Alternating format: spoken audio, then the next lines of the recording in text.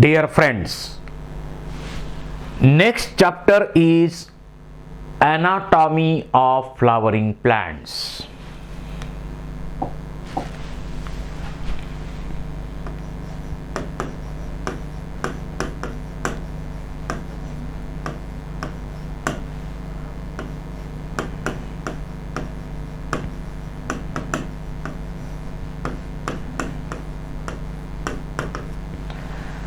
Anatomy of flowering plants.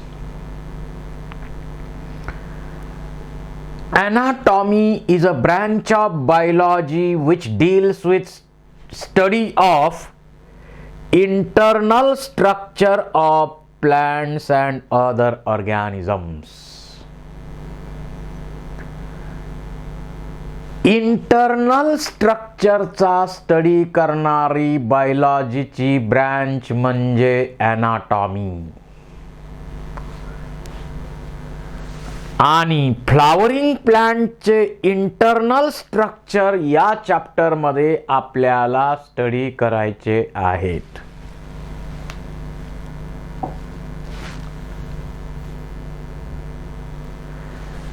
Tissue. You know histology. It is a branch of biology which deals with study of tissue and tissue systems. टिश्यूचा study करणारी बायोलॉजीची branch म्हणजे हिस्टॉलॉजी. Tissue म्हणजे काय? It is a group of cells having common origin and functions. असा सेलचा group की ज्यांचं origin common असलं पाहिजे, स्ट्रक्चर सेम असलं पाहिजे, फंक्शन सुद्धा सेम असलं पाहिजे. अशा सेलचा ग्रुप म्हणजे टिश्यू.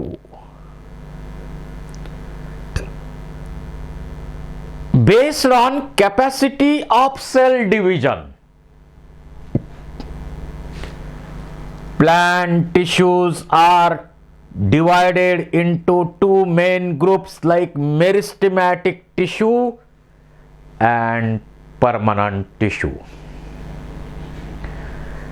ज्या सेल सतत डिवाइड होणार, नवीन सेल बनवणार, डिवाइड होणार, नवीन सेल बनवणार, त्या टिश्यूला म्हणायचं मेरिस्टेमॅटिक टिश्यू.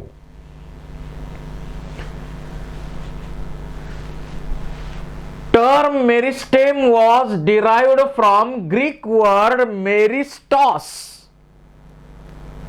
मेरिस्टॉस नावाच्या ग्रीक वर्ड पासून मेरिस्टेम ही टर्म डिराइव केलेली आहे. And it means divisible. ज्या सेल मध्ये सतत डिव्हिजन करून नवीन सेल बनवायची कॅपॅसिटी असते त्या मेरिस्टेमॅटिक सेल्स आणि त्यांचा टिश्यू म्हणजे मेरिस्टेमॅटिक टिश्यू. याचा स्टडी नागेली नावाच्या सायंटिस्टने सुरुवातीला केला. नागेली. काय कॅरेक्टर्स असल्या पाहिजेत या मेरिस्टेमॅटिक टिश्यूच्या? पहिली character, meristematic cells are living, thin walled. म्हणजे अशा त्या थिन वॉल्ड आहेत, लिव्हिंग सेल्स आहेत. अँड अनडिफरन्शिएटेड, त्याचं डिफरन्शिएशन दिसत नाही. Vacuoles are either absent or small in size. जर व्हॅक्युअल असतील तर लहान, नाही तर नसतीलच. Cells have ability of division. सतत डिव्हिजन करून नवीन सेल बनवण्याची कॅपॅसिटी आहे मेरिस्टेमॅटिक सेलची. Cells may have spherical, oval, polygonal in shape. The cells are compactly arranged without intercellular spaces. यांच्यामध्ये इंटरसेल्युलर स्पेसेस नसतात, कॉम्पॅक्टली अरेंज्ड आहेत. Cells have dense cytoplasm and prominent nucleus.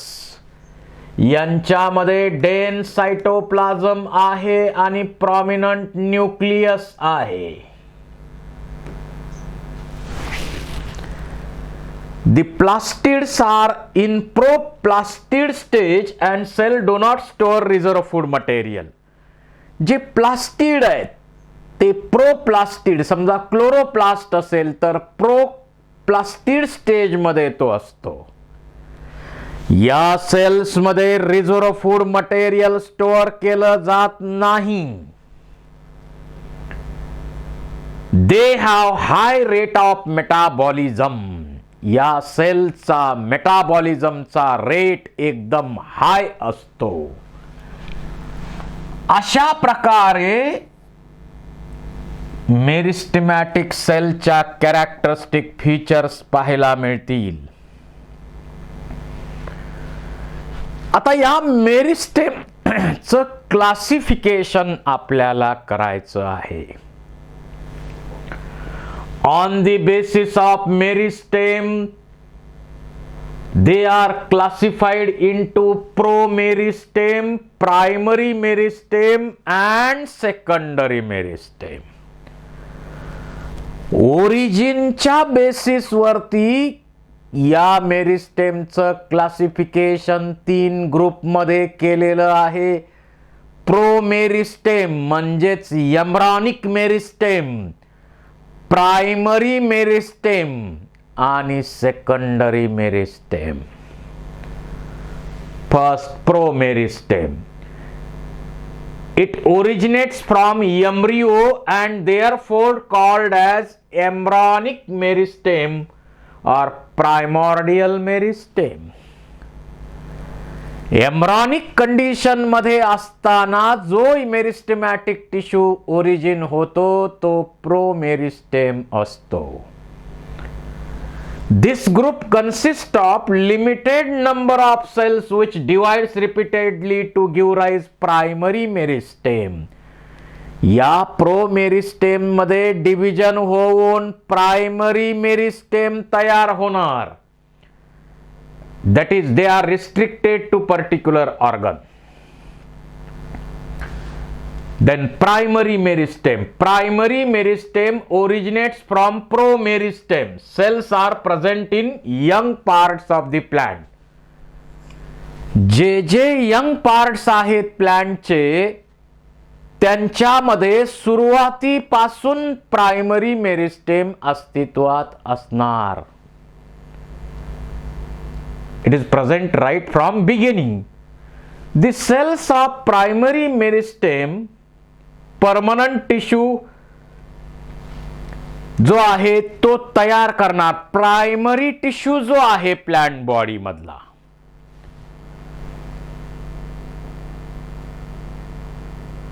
तो तयार करणार. प्रायमरी बॉडी तयार करणार प्रायमरी मेरिस्टेम.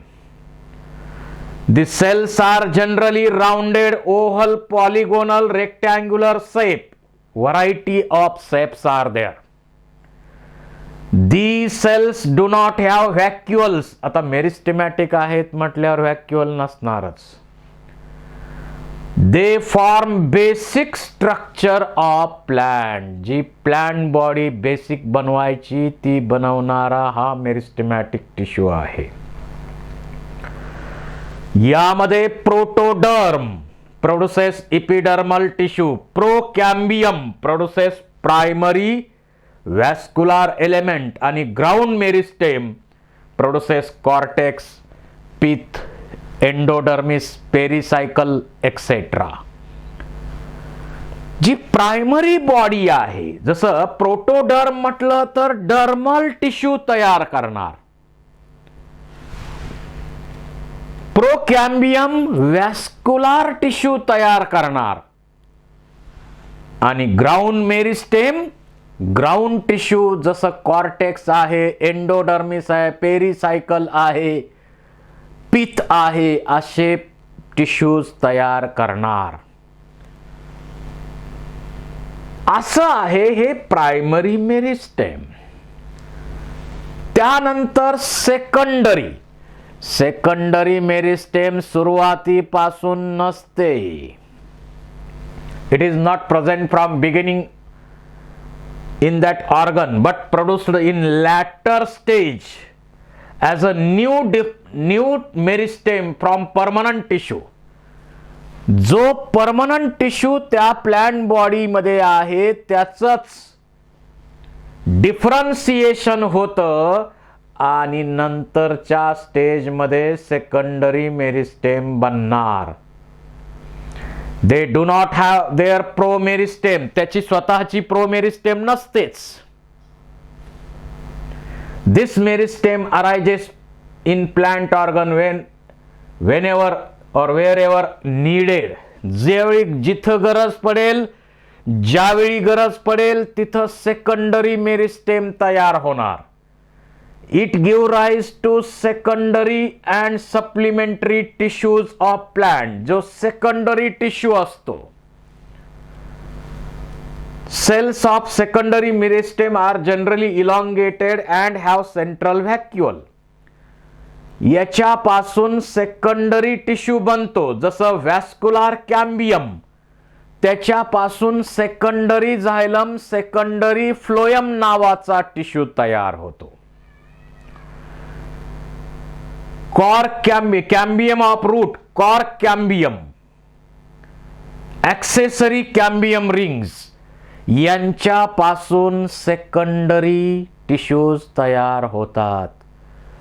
एकूणच सेकंडरी मेरिस्टेम जो आहे तो सुरुवातीपासून प्लांट बॉडी मध्ये नसतो.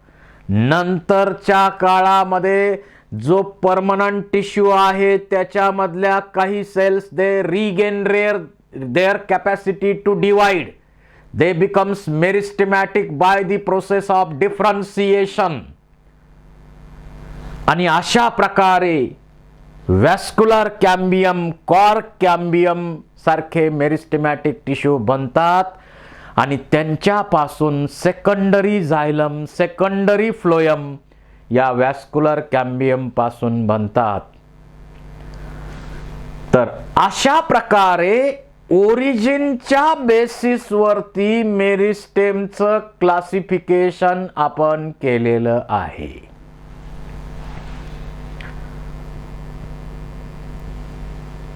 त्याच्यानंतर इथं पहा, प्रोटोडर्म आहे, ग्राउंड मेरिस्टेम आहे, प्रोकॅम्बियम आहे. या फिगर मध्ये आपल्याला सर्व पार्ट दिसणार आहेत. प्रोटोडर्म आहे, प्रोकॅम्बियम आहे, ग्राउंड मेरिस्टेम आहे. प्रायमरी मेरिस्टेम दिसतं ना इथं. तर प्रोटोडर्म पासून डर्मल टिश्यू तयार होतो. ग्राउंड मेरिस्टेम पासून कॉर्टेक्स, पीथ, एंडोडर्मिस, पेरिसायकल बनतात आणि प्रोकॅम्बियम पासून व्हॅस्क्युलर टिश्यू, झायलम, फ्लोएम बनणार.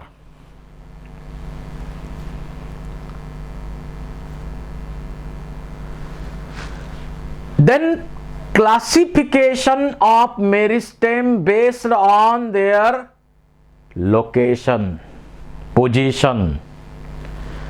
पोझिशनच्या बेसवर मेरिस्टेमचे 3 ग्रुप केलेले आहेत. जर हा टिश्यू मेरिस्टेमचा टिश्यू, मेरिस्टेमॅटिक टिश्यू अपेक्सला असेल स्टेमच्या, तर त्याला आपण म्हणणार apical meristem. Apical meristem is responsible for elongation of stem. त्यानंतर तो जर मध्ये असेल तर त्याला आपण म्हणतो इंटरकॅलरी meristem. Both apical meristem and intercalary meristem are primary. ते दोन्ही प्रायमरी आहेत, प्रायमरी मेरिस्टेम आहेत. And they are responsible for elongation of stem.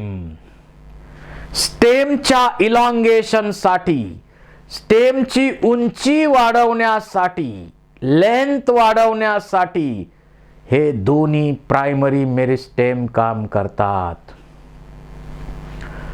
आणि त्याच्यानंतर सेकंडरी ओरिजिन असलेला इथं लॅटरल मेरिस्टेम नावाचा टिश्यू आहे.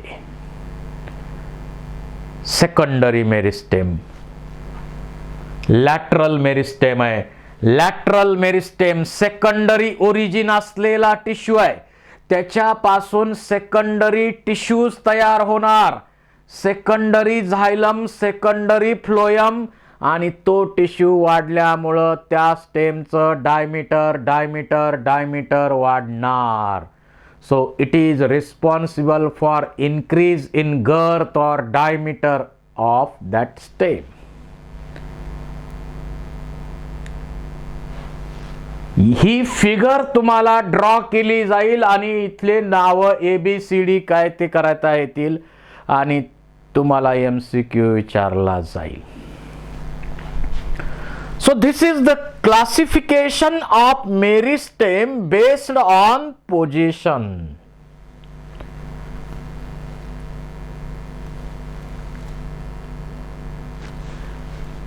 त्यानंतर फंक्शनच्या बेसिसवर क्लासिफिकेशन जे केलेलं आहे, ऑलरेडी आपण डिस्कस केलंय तोच भाग.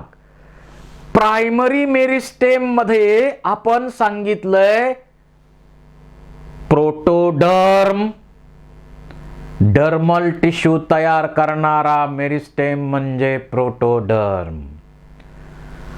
Ground meristem which is responsible for production of cortex, endodermics, pith, pericycle, etc. And procambium, it is responsible for production of vascular tissue like xylem and phloem.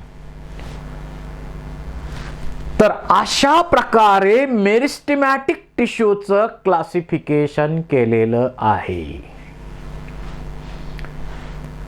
This is the classification of meristem. आता apical meristem पहा. रूटचं apical meristem, they occurs at the tip of root and shoot and they produces primary tissues. या apical meristem तयार होण्यास संदर्भामध्ये काही theories मांडलेल्या आहेत. अपायकल सेल थेरी अशी पिरॅमिड शेप, पहिली आहे अपायकल सेल थेरी. या थेरीच्या म्हणण्यानुसार this single apical cell is responsible for formation of this meristematic tissues. त्याच्यानंतर सेकंड थेरी आली,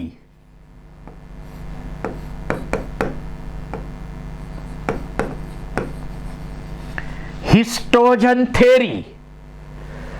हिस्टोजन थेरी या थेरीचं म्हणणं काय, इथं डर्मॅटोजेन नावाचा लेयर आहे, प्रोटोडर्म. त्यानंतर इथं ग्राउंड मेरिस्टेम आणि प्ल्युरोम. म्हणजे इथं डर्मॅटोजेन आहे, then followed by periblem, followed by plerome, and these are responsible for formation of tissues. These three layers responsible for formation of tissues. त्यानंतर ट्युनिका कॉर्पस थेरी मांडली गेली. ट्युनिका कॉर्पस थेरी म्हणते इथं tunic आणि corpus असे दोन layers आहेत. कोणते?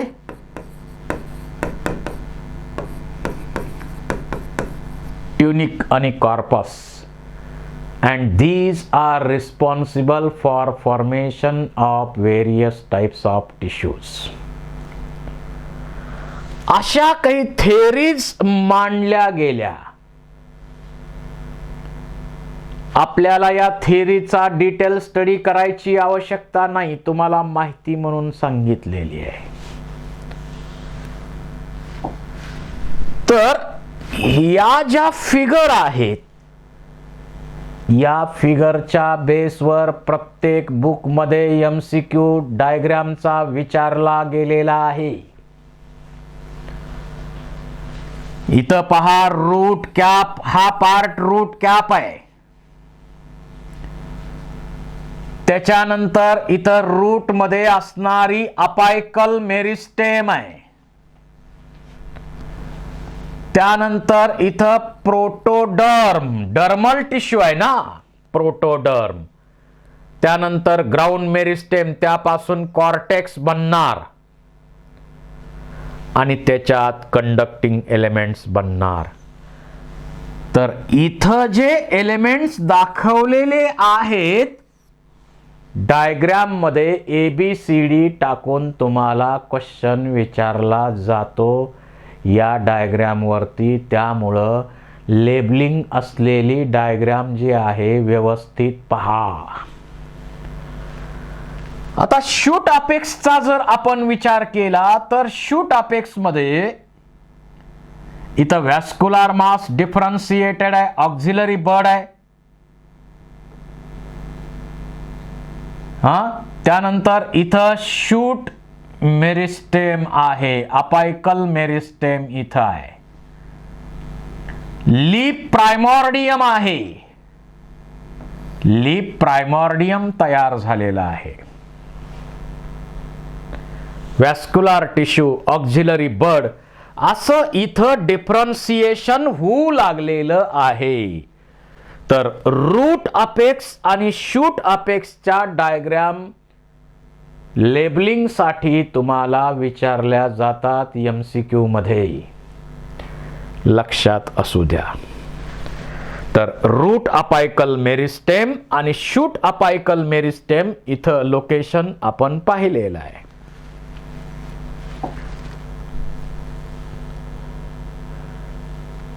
आता रूट अपायकल मेरिस्टेमचा विचार करा. पहा, सेंट्रल सिलेंडर आहे, कॉर्टेक्स आहे, प्रोटोडर्म आहे, आणि रूट अपायकल मेरिस्टेमॅटिक सेल आहेत, हे रूट कॅप आहे. इकडं जर पाहिलं तर प्रोटोडर्म दिसतोय, ग्राउंड मेरिस्टेम आहे आणि प्रोकॅम्बियम व्हॅस्क्युलर एलिमेंट बनवणार आणि रूट कॅप आहे. So it is present, this meristem is present at the tip of root. आता शूट अपायकल मेरिस्टेमचा विचार करा. It occupies distant most regions of stem axis. Some cells left behind the shoot apical meristem and constitute the axillary bud. काही cells left होतात आणि axillary bud म्हणून काम करतात. They are present in the axil of leaves and forms branches or flowers.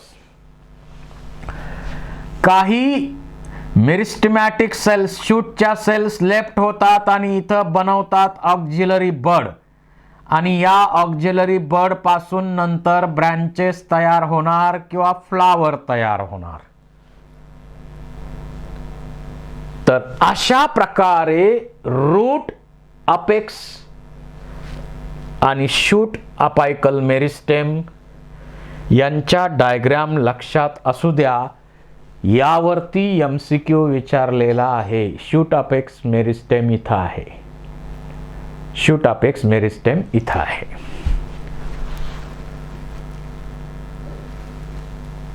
इंटरकॅलरी meristem मध्ये मध्ये असणारे मेरिस्टेमॅटिक tissue आहेत.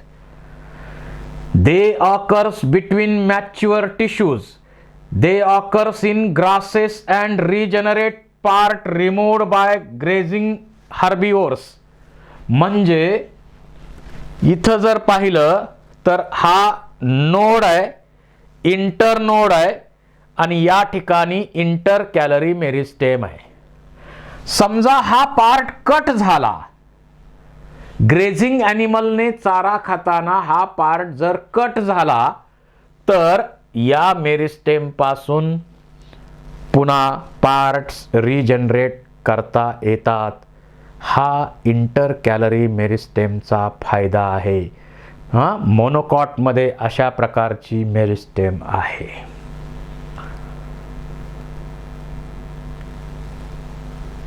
Inter calorie meristem.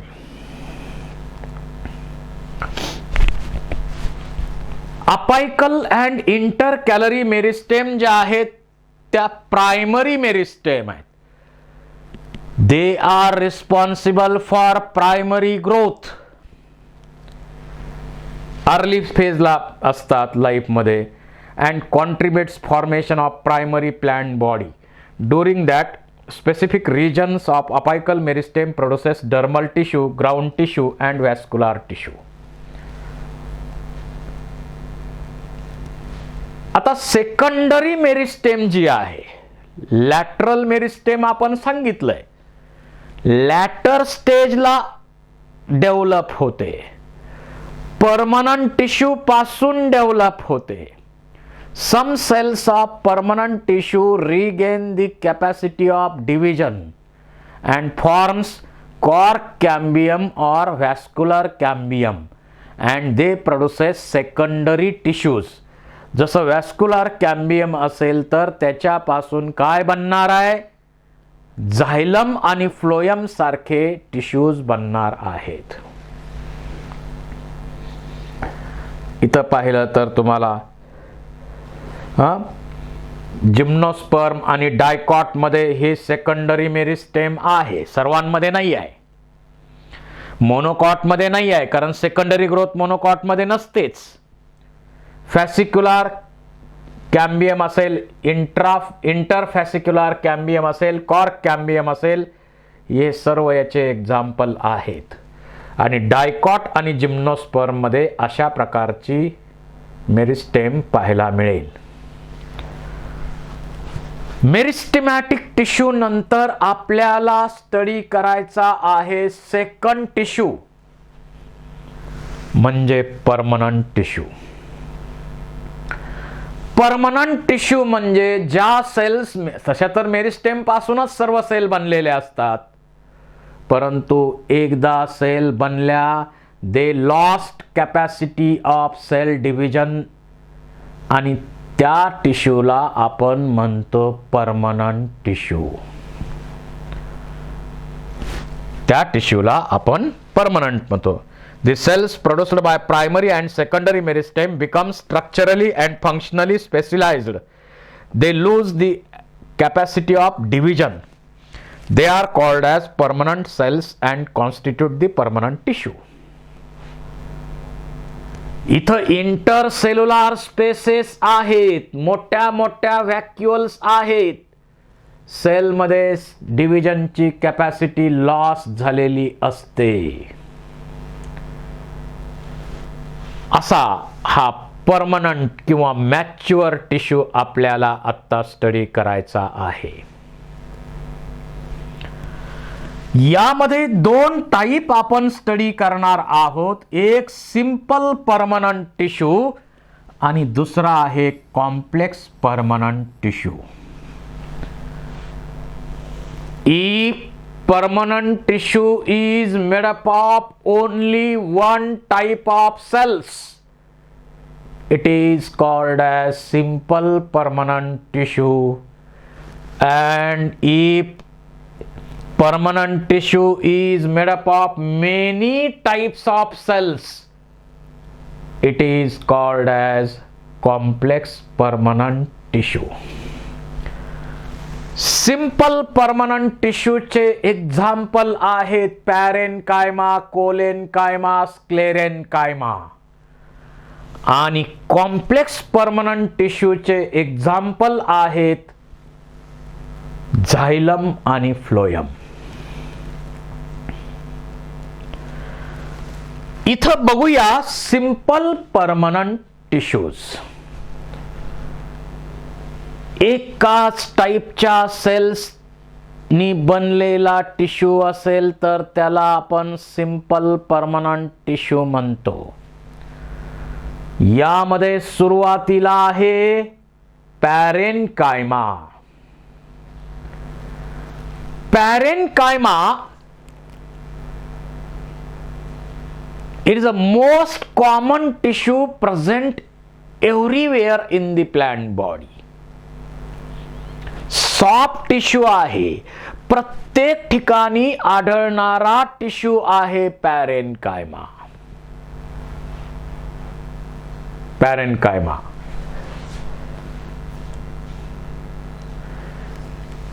it forms major component within the organs. Cells are generally isodiametric. They may be spherical, oval, rounded, polygonal, elongated. Variety आहे shape मध्ये इथं. Their walls are thin and made up of cellulose.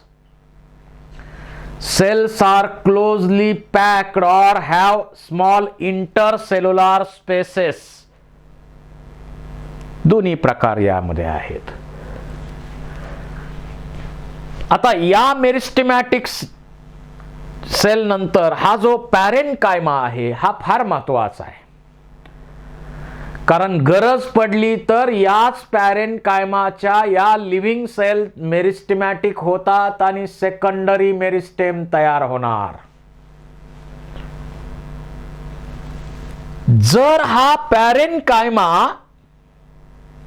इथं leaf मध्ये mesophyll tissue जो आहे तो पॅरेनकायमॅटस आहे, त्याच्यामध्ये क्लोरोप्लास्ट असतात. त्यामुळं this type of parenchyma modified for photosynthesis is called as chlorenchyma.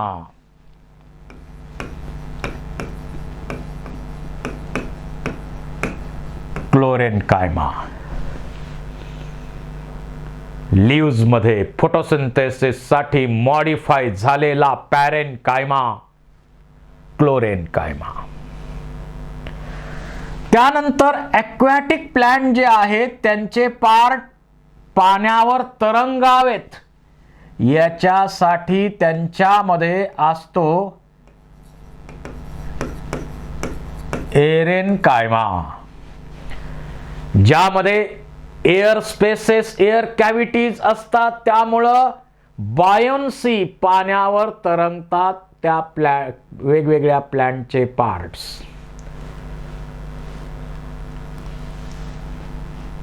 त्यानंतर काही ठिकाणी सपोर्ट देण्यासाठी पॅरेनकायमा मदत करतो, त्याला म्हणायचं प्रोसेनकायमा. तर अशा प्रकारे क्लोरेनकायमा, एरियनकायमा, प्रोसेनकायमा त्या ठिकाणी वेगळी कामं करण्यासाठी हा पॅरेनकायमा मॉडिफाय झालेला आहे. फंक्शन्स काय? फोटोसिंथेसिस. जर क्लोरेनकायमा असेल तर फोटोसिंथेसिस, पण इतर ठिकाणी जो पॅरेनकायमा आहे मेजर पॅरेनकायमाचं फंक्शन आहे, मोस्ट इम्पॉर्टंट फंक्शन पॅरेनकायमाचं आहे स्टोरेज. आणि काही ठिकाणी सिक्रीशन करण्यासाठी सुद्धा या सेल्स मॉडिफाय झालेल्या असतात. पॅरेनकायमा. इथं सेल्स पाहिल्या तर तुम्हाला सगळं स्ट्रक्चर लक्षात येतंय. It is the most simple unspecialized permanent tissue. Cells may be oval, spherical, polygonal in shape.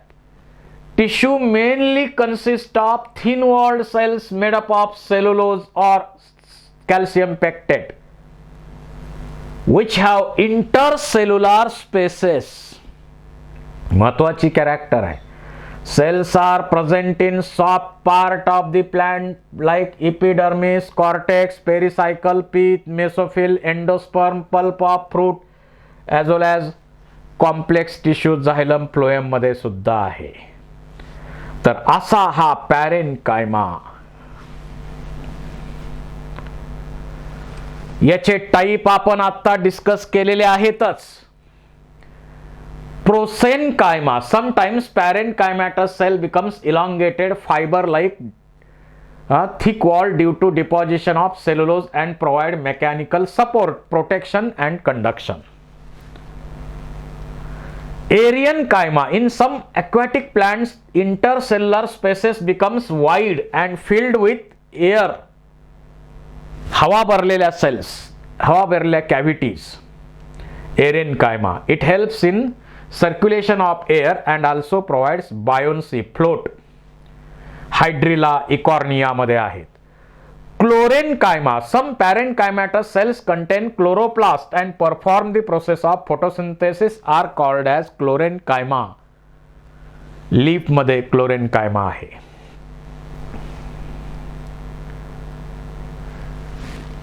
त्यानंतर second type of simple tissue कोलेनकायमा.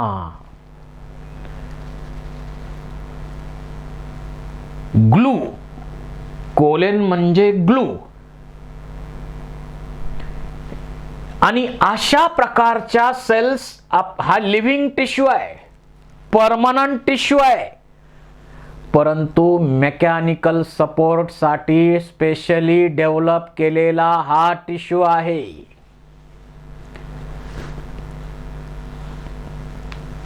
It occurs in layers below the epidermis of dicot.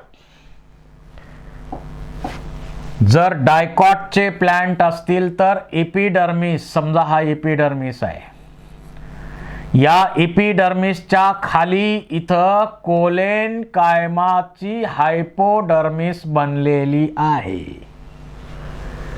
It is found as a homogeneous layer or in patches. It consists of cells with much thickened corners. बघा इथं corner thick झालेले आहेत, corner thick आहेत, corner thick, corner thick, corner thick. कॉर्नरला thickening असणाऱ्या cells आहेत कोलेनकायमाच्या. Due to deposition of cellulose, hemicellulose. म्हणजे कशा कशाचं डिपॉझिशन आहे प्रश्न विचारला जातो, एमसीक्यू बनतो. सेल्युलोज, हेमिसेल्युलोज आणि पेक्टिन बनलेलं असतं. इथं कॉर्नर्स जे आहेत ते थिक बनलेले असतात यांच्या डिपॉझिशन मुळे. यामध्ये इंटरसेल्युलर स्पेसेस नसतात. Intercellular spaces are absent. Sometimes collenchyma may contain chloroplast. जर कोलेन, तसा तर कोलेनकायमाचं मेन फंक्शन आहे सपोर्ट, मेकॅनिकल स्ट्रेंथ देणं. परंतु जर याच्यामध्ये क्लोरोप्लास्ट असतील तर त्याला म्हणाय त्याचं फंक्शन आणखी बदललं. याचं फंक्शन ॲडिशनल काय आहे? फोटोसिंथेसिस. जिथं क्लोरोप्लास्ट तिथं फोटोसिंथेसिस. तर अशा प्रकारे कोलेनकायमा. तुम्हाला एमसीक्यू यावर जरूर विचारले जातील. बघा, असा कोणता लिव्हिंग टिश्यू आहे की जो सपोर्ट देतो, मेकॅनिकल स्ट्रेन देतो? कोलेनकायमा. कॉर्नर्स त्याचे थिक असतात. त्या थिकनिंग कशानं बनलेलं आहे? Deposition of cellulose, hemicellulose, pectin. यामध्ये इंटरसेल्युलर स्पेसेस असतात का? नाही. कुठं असतो असा कोलेनकायमा? hypodermal region of dicot stem. जर त्याच्यामध्ये क्लोरोप्लास्ट असतील तर काय फंक्शन वाढणार त्याचं? Photosynthesis.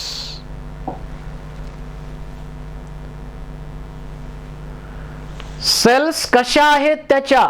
Oval, spherical, polygonal, often contain chloroplast. Function काय आहेत? Provide mechanical support to growing part such as young stem, petiole of leaf वगैरे. Cells that contain chloroplast assimilate food, prepare the food. Photosynthesis process न बनणार. त्यानंतर स्क्लेरेन्कायमा हा dead simple tissue आहे जो mechanical strength साठी खास करून तयार केलेला आहे. It consist of long narrow cells with thick lignified cell walls having few or numerous pits. Pits म्हणजे खड्डे आहेत. They are usually dead without protoplast. Based on the form, structure, origin and development, sclerenchyma is of two types like fibers and sclerites. आता होतं काय बघा, हा simple tissue आहे, dead tissue आहे, मेकॅनिकल स्ट्रेंथ देण्यासाठी तयार केलेला टिश्यू आहे. सुरुवातीला लिव्हिंग असणारच कारण नंतर डेड होणार आहे ना तो. त्याच्यामध्ये होतं काय तर या वॉल्स ज्या आहेत त्या लिग्निनचं डिपॉझिशन होऊन काय होतात, थिक थिक थिक होतात आणि वॉल्स थिक झाल्यामुळं एक्सचेंज दुसऱ्या सेल बरोबर होणं थांबणार आणि एक्सचेंज थांबल्यामुळं या सेलमध्ये प्रोटोप्लास्ट नसतो आणि डेड होतात. त्याच्यामध्ये काही ठिकाणी असे फायबर्स असतात. नॅरो ल्युमेन पाहायला मिळतो इथं. लिग्निनचं थिकनिंग मुळे सेल्स डेड होतात.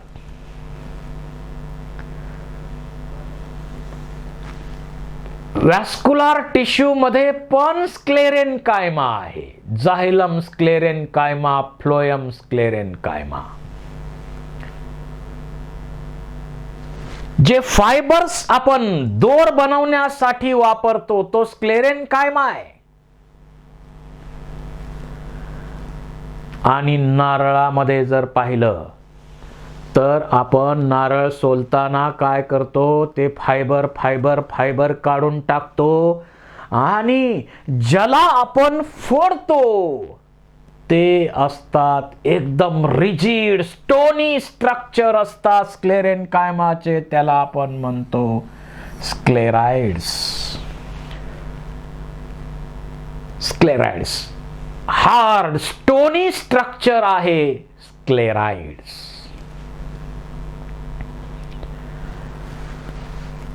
तर मेकॅनिकल सपोर्ट साठी हा टिश्यू तयार झालेला आहे. Fibres, these are thick walled elongated pointed cell generally occurring in groups. Sclereid, these are spherical over cylindrical highly thickened dead cells with very narrow cavities. Lumen एकदम narrow आहे.